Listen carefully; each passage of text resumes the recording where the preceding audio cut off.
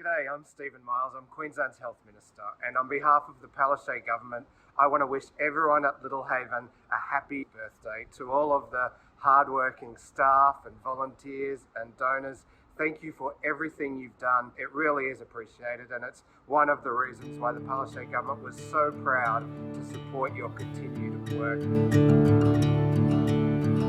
Yeah, so my grandmother, Phyllis Little, so in the early 80s she lost both her husband and her eldest daughter to cancer quite soon after one another, and from there she developed a vision for palliative care, probably in days when it wasn't really being talked about much. So she had a vision for palliative care in the Gympie area, and over the years since then, Little Haven has evolved to meet the community's needs, and here we are today. We're providing gold standard community-based palliative care. The Gympie community came on board with Phil Little's vision and said, yes, we do want better care of our dying, and that compassion has spread throughout our community more. So we now have, a better community who looks out for each other and who understands, care of the dying is important. I think in today's society, it's going to have to turn from thinking about others caring for your elderly. I think we've got to go back to how it used to be. They're so much happier. They know the faces that are looking after them. They're not threatened by anyone different. And you know what? I think at the end of their life, after contributing to society so much, they should have that dignity in their last days. Just think of the people that palliative care for in this town who can stay at home now. To have somebody come in when you're really unwell and just be there for you, most people don't have that. And if it comes through Little Haven, yeah, good on them. A lot of families will say, oh, it's like you're part of the family and you've only been here for 2 days. And it's like, I think that's the beauty of what we do. I've never been in a role that's so rewarding before, because we do grant people's wishes. Just to be able to help people in those last part of their lives, to just be at peace and be ready to die and leave them at home, because that's the best place to be.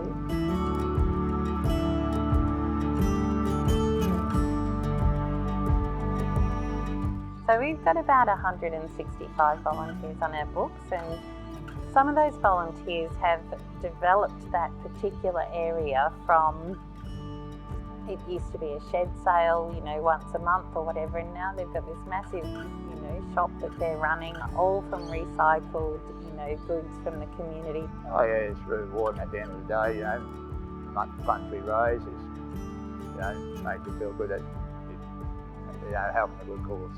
We're only one of many community groups or service clubs that do support Little Haven. They certainly rely on the community to support them, and it's great to see the community out there supporting Little Haven and the work that they do for our community.